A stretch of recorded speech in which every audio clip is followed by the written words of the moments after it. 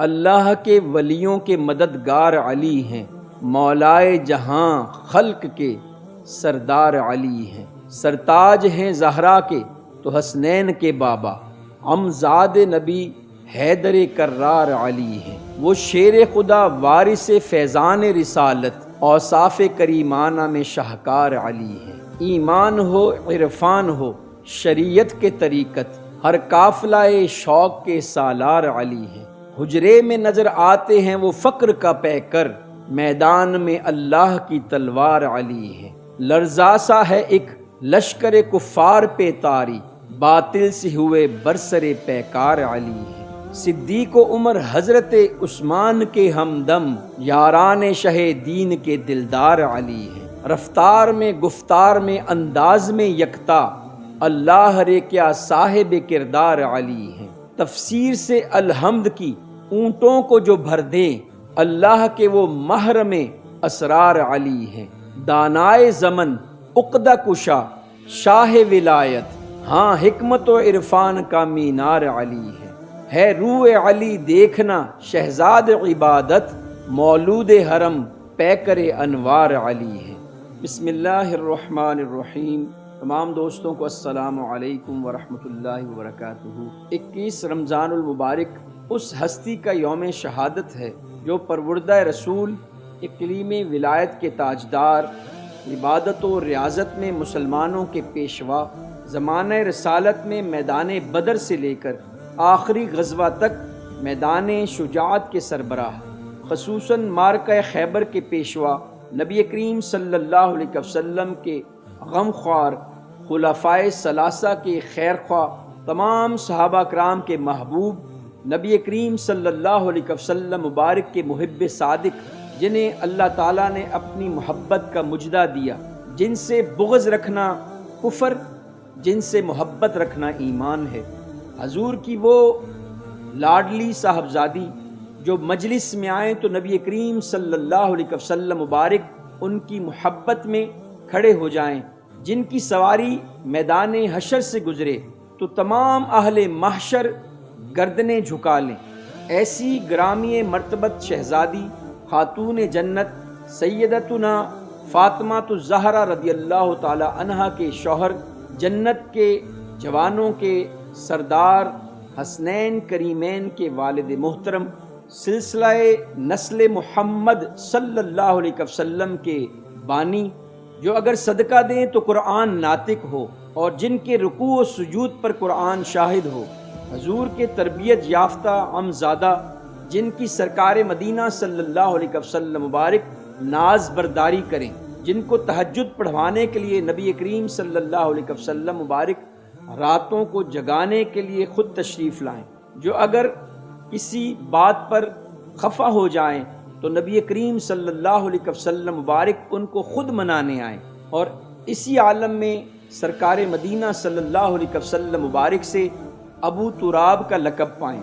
جس سے وہ ناراض ہو جائیں تو سرکار مدینہ صلی اللہ علیہ وسلم مبارک کا وہ معتوب، اور جس سے وہ راضی ہو جائے تو سرکار مدینہ صلی اللہ علیہ وسلم مبارک کا وہ محبوب ہو جائے۔ اندھیری راتوں میں ساحل مراد تک پہنچنے کے لیے جہاں آسمان ہدایت کے ستاروں کے بغیر گزارا نہیں، وہاں ان کے سفینے کے بغیر بھی کوئی چارہ نہیں۔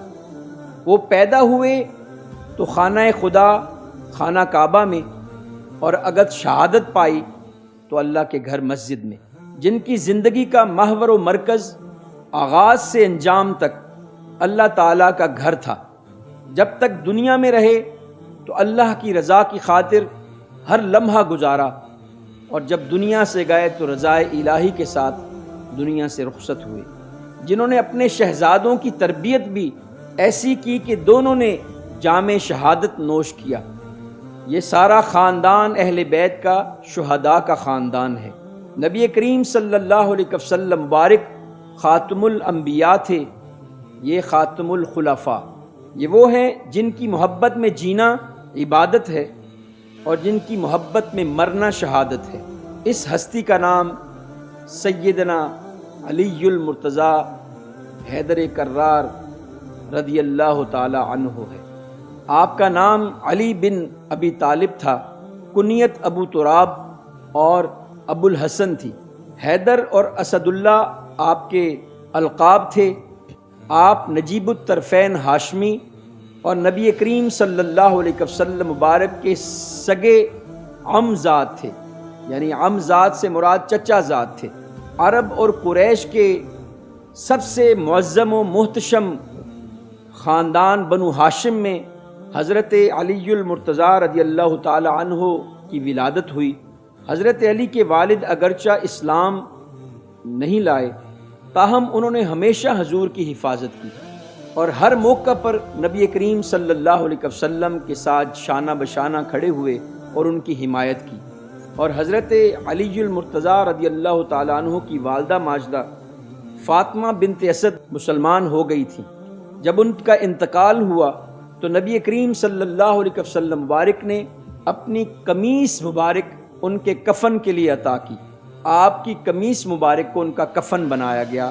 یہ سعادت سیدنا علی المرتضیٰ رضی اللہ تعالی عنہ کی والدہ ماجدہ کو نصیب ہوئی۔ ابو طالب کثیر العیال تھے، گزر اوقات مشکل سے ہوتا تھا، چنانچہ نبی کریم صلی اللہ علیہ وسلم مبارک نے سیدنا علی المرتضیٰ رضی اللہ تعالی عنہ کی کفالت کا ذمہ اپنے اوپر لے لیا۔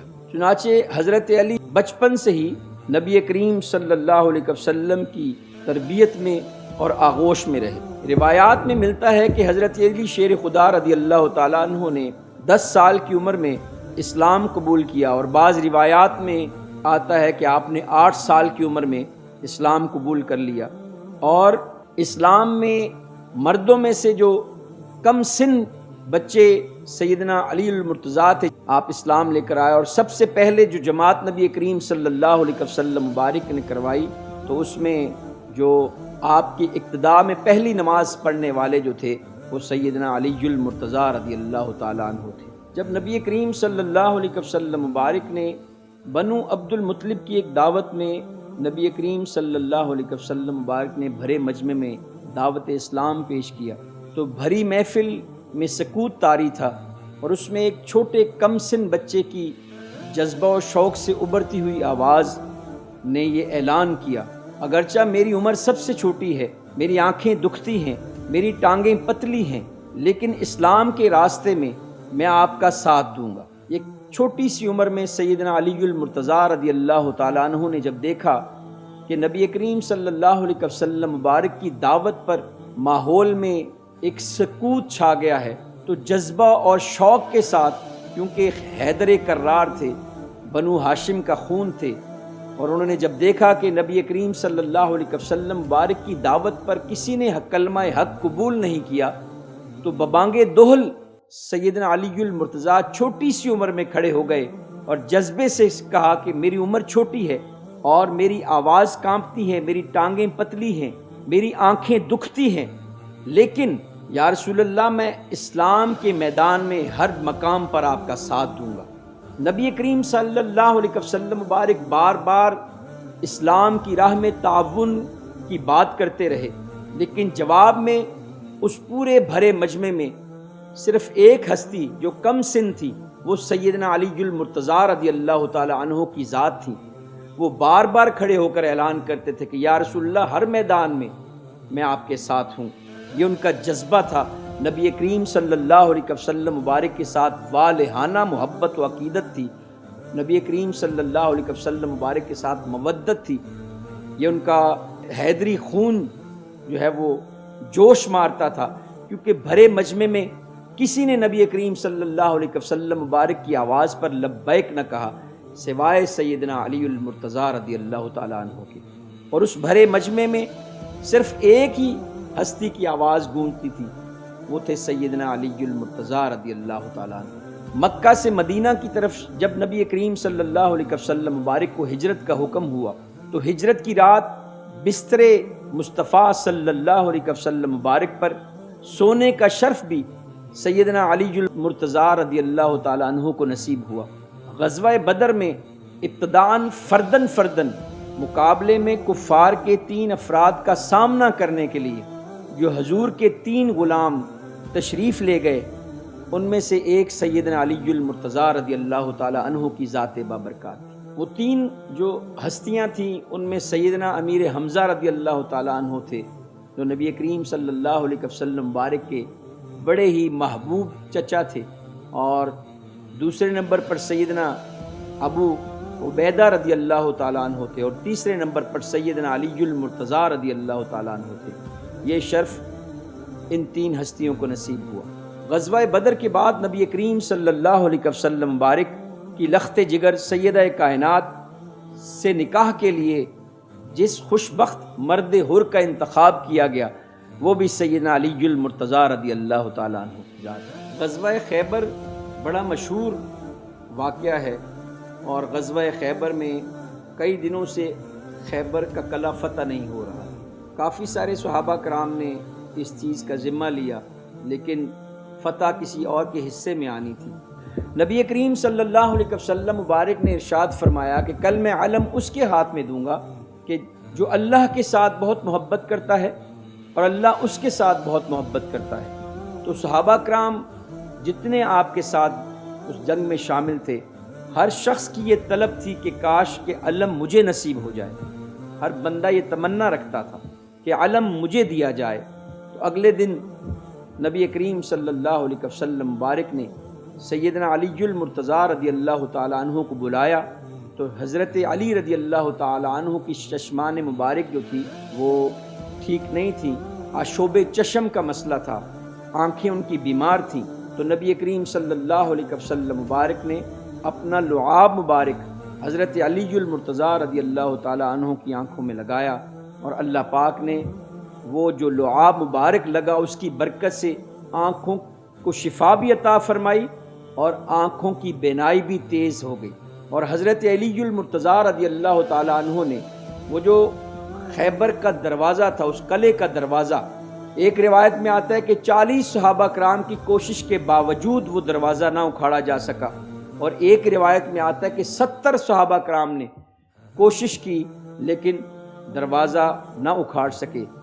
تو سیدنا علی المرتضیٰ رضی اللہ تعالی عنہ نے ایک ہی ضرب کے ساتھ اس سخت جان دروازے کو، ہیوی دروازے کو، بہت بڑے مضبوط دروازے کو ایک ہی ضرب کے ساتھ اکھاڑ کر گرا دیا، اور اللہ پاک نے سیدنا علی المرتضیٰ رضی اللہ تعالی عنہ کے واسطے اور وسیلے سے بنگاہ مصطفیٰ وہ صلی اللہ علیہ وسلم مبارک اس خیبر کے قلعے میں فتح نصیب فرمائی۔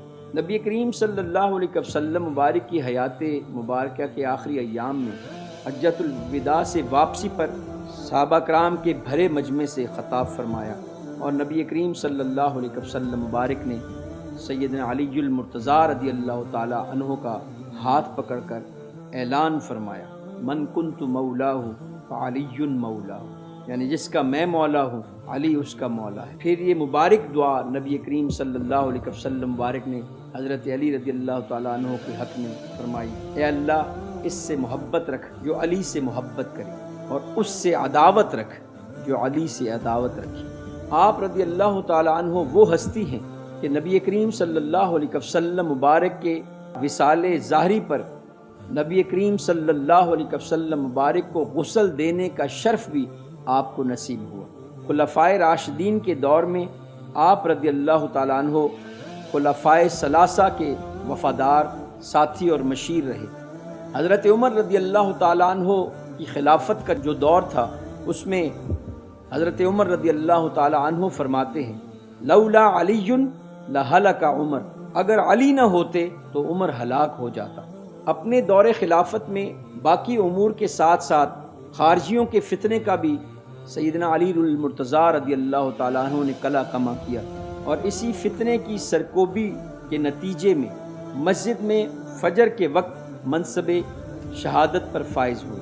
حضرت علی رضی اللہ تعالیٰ عنہ کی ہستی وہ ہستی ہے کہ جن کو اللہ اور اس کے محبوب صلی اللہ علیہ وسلم مبارک نے وہ مقامات اور بلندیاں نصیب فرمائیں جو کسی دوسرے کے حصے میں نہ آ سکی۔ امام احمد بن حنبل رضی اللہ تعالیٰ عنہ فرمایا کرتے تھے، ما جاء لأحد من اصحاب رسول اللہ جاء لعلی بن ابی طالب، رسول اللہ صلی اللہ علیہ وسلم مبارک کے کسی صحابی کے فضائل کے بارے میں اتنی احادیث نہیں ہیں جتنی سیدنا علی المرتضیٰ ابن ابی طالب کے فضائل کے بارے میں احادیث موجود ہیں۔ اس قول کو امام حاکم نے المستدرک میں بیان کیا ہے۔ اللہ کریم جل مجدوہ نے آپ رضی اللہ تعالی عنہ کو ہر خوبی کا کمال عطا فرمایا تھا۔ اگر آپ رضی اللہ تعالی عنہ کے علم کے کمال کو دیکھا جائے تو نبی کریم صلی اللہ علیہ وسلم مبارک نے ارشاد فرمایا انا مدینۃ العلم وعلی بابوہا فمن اراد المدینۃ فلیأتی، میں علم کا شہر ہوں اور علی اس کا دروازہ ہے، اس لیے جو شہر میں آنا چاہے وہ دروازے سے آئے۔ بہت ہی خوبصورت حدیث ہے نبی کریم صلی اللہ علیہ وسلم مبارک کی، اور یہ جو حدیث ہے یہ سیدنا حضرت عبداللہ بن عباس سے مروی ہے۔ اس حدیث کو دیکھتے ہوئے مجھے ایک درویش کی بات یاد آ گئی۔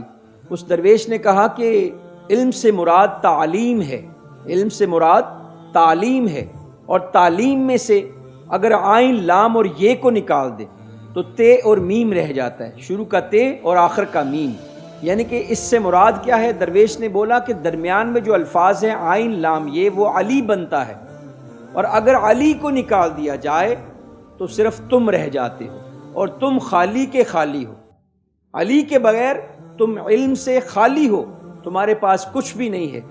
علی کا ہونا بہت ضروری ہے، علی کے بغیر علم مکمل نہیں ہوتا۔ اور امام ترمذی نے یہ الفاظ بھی نقل فرمائے ہیں کہ انا دار الحکمہ وعلی بابوہا، یہ ترمذی شریف کی حدیث ہے۔ کریم آقا نے فرمایا کہ میں حکمت کا گھر ہوں اور علی اس کا دروازہ ہے۔ اور حضرت علی المرتضیٰ رضی اللہ تعالیٰ عنہ خود اپنے بارے میں ارشاد فرماتے ہیں لو شئت لأوقرت من تفسیر الفاتحۃ 70 بصیرہ، اگر میں چاہوں تو سورہ فاتحہ کی تفسیر سے 70 اونٹ بھر دوں۔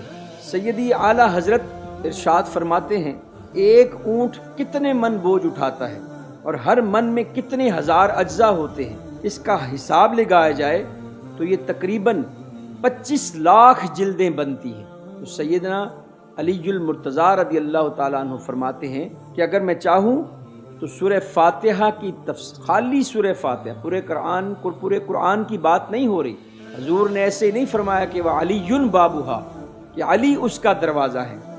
اگر آپ نے داخل ہونا ہے شہر میں تو اس دروازے سے حضرت علی کو ماننا پڑے گا، ان سے سچی محبت کرنی پڑے گی، ان سے عقیدت کرنی پڑے گی، ان سے مودت کرنی پڑے گی۔ اور اللہ نے بھی محبت فرمائی، اللہ کے محبوب نے بھی محبت فرمائی۔ علی وہ ہیں جن سے فرشتوں نے بھی محبت فرمائی، علی وہ ہیں جن سے صحابہ کرام نے بھی محبت فرمائی۔ تو اہل بیت کی وہ ہستی ہے کہ ان کی محبت کے بغیر علم ہم پا ہی نہیں سکتے۔ تو ایک سورہ فاتحہ کی تفسیر میرے دوستو، اور یہ قول سیدنا علی المرتضیٰ کا اپنا ہے، آپ فرماتے ہیں کہ اگر میں سورہ فاتحہ کی خالی تفسیر کروں تو اس کی تفسیر سے 70 اونٹوں کو بھر دوں۔ آگے اس کی تفسیر کیا بیان کرتے ہیں امام سیدی اعلیٰ حضرت فرماتے ہیں ایک اونٹ آپ فرماتے ہیں کہ کتنے من بوجھ اٹھاتا ہے، یعنی کہ بہت زیادہ من بوجھ اٹھاتا ہے، اور ہر من میں کتنے زیادہ اجزاء ہوتے ہیں، اور اس کا اگر حساب کر لیا جائے تو یہ تقریباً 25 لاکھ جلدیں بنتی ہیں۔ یہ صرف سورہ فاتحہ کی تفسیر کے بارے میں ہے، پورے قرآن کے بارے میں یہ الفاظ نہیں ہیں۔ اور اگر سورہ فاتحہ کے یہ جو 25 لاکھ جلدیں بنتی ہیں اور سیدنا علی المرتضیٰ اگر پورے قرآن کی تفسیر کریں تو اس کا تو حساب ہی پھر نہیں لگایا جا سکتا۔ تو حضور نے ایسے نہیں فرمایا کہ انا مدینۃ العلم وعلی بابوہا، اس کو قوت القلوب اور الاتقان میں بیان کیا گیا ہے۔ یہ جو سیدی اعلیٰ حضرت نے اس کی وضاحت فرمائی ہے سیدنا علی المرتضیٰ رضی اللہ تعالی عنہ کے قول کی، تو یہ فتاوی رضویہ میں جلد نمبر 22 صفحہ نمبر 619 میں اس کو بیان کیا ہے۔ اگر آپ کی ولایت کے کمال کو دیکھا جائے تو نبی کریم صلی اللہ علیہ وسلم مبارک کا فرمان اظہر من الشمس ہے کہ من کنت مولاہ فعلی مولاہ، میں جس کا مولا ہوں علی اس کا مولا ہے۔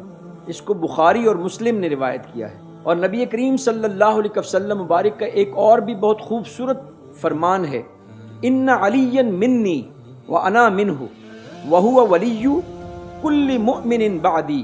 بہت ہی خوبصورت بات ہے مومنین کے لیے، صوفیاء کے لیے درویشوں کے لیے، علماء کے لیے، قیامت تک جتنے لوگ آئیں گے، درویش آئیں گے، صوفیاء آئیں گے، مومنین آئیں گے، حضور سے اور حضور کی آل سے محبت کرنے والے لوگ آئیں گے، ان کے لیے یہ بات نبی کریم صلی اللہ علیہ وسلم مبارک نے ارشاد فرمائی کہ بے شک علی مجھ سے ہیں اور میں علی سے ہوں، اور وہ دوست ہیں ہر اس مومن کے جو میرے بعد آئے گا۔